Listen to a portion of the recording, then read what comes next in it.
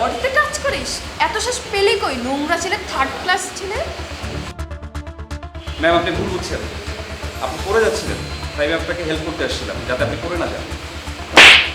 Help? কিসের help? তোর কাছে হেল্প চাইছি আমি? নোংরা ছেলে আমি বুঝি না, তোর খারাপ মাইন্ড আমি বুঝি না।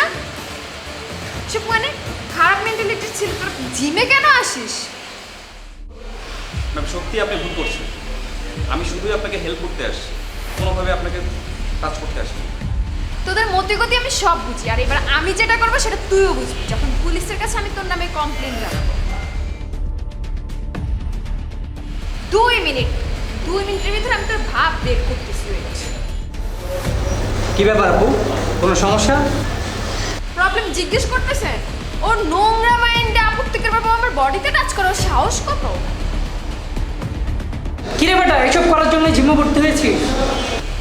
আরে ভাই আপনিও তো ওনার মতো আমার বুঝতেছেন, উনি পড়ে যাচ্ছিল, আমি জাস্ট ওনারা হেল্প করতে আসছি।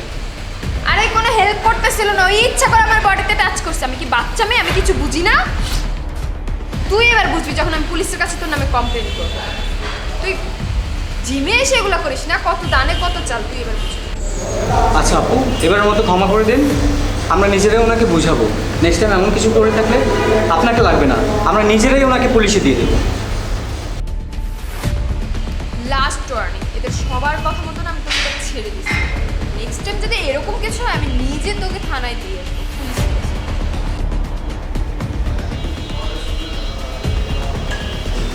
আরে বেটা শোন, এখানে জিম করতে আসছিস, শুধু জিম কর, কোনো আজে বাজে কাজ করিস না।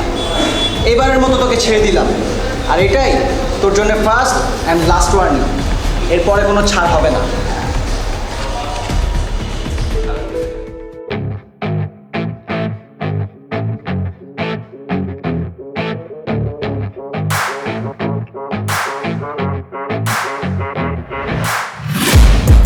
Taking shots at the enemy.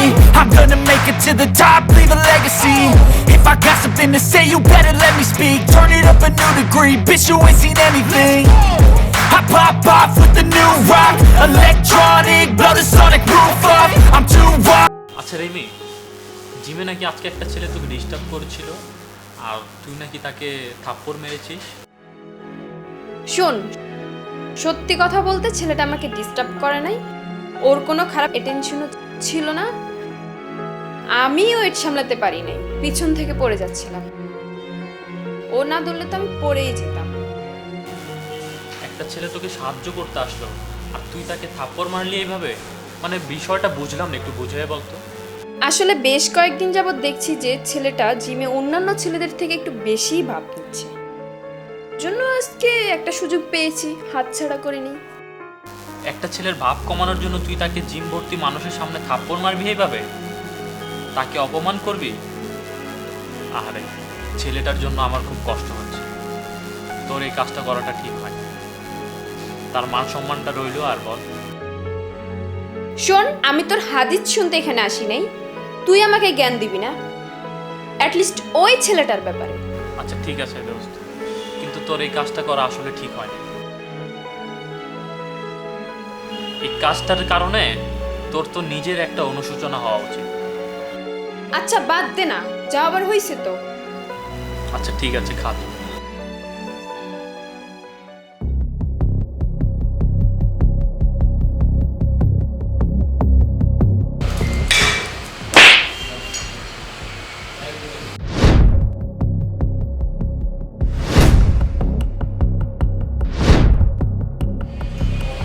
ও আজ ইচ্ছে করে আমার গায়ে এসে পড়েছে, তাই আমি ওকে থাপ্পড় মেরেছি।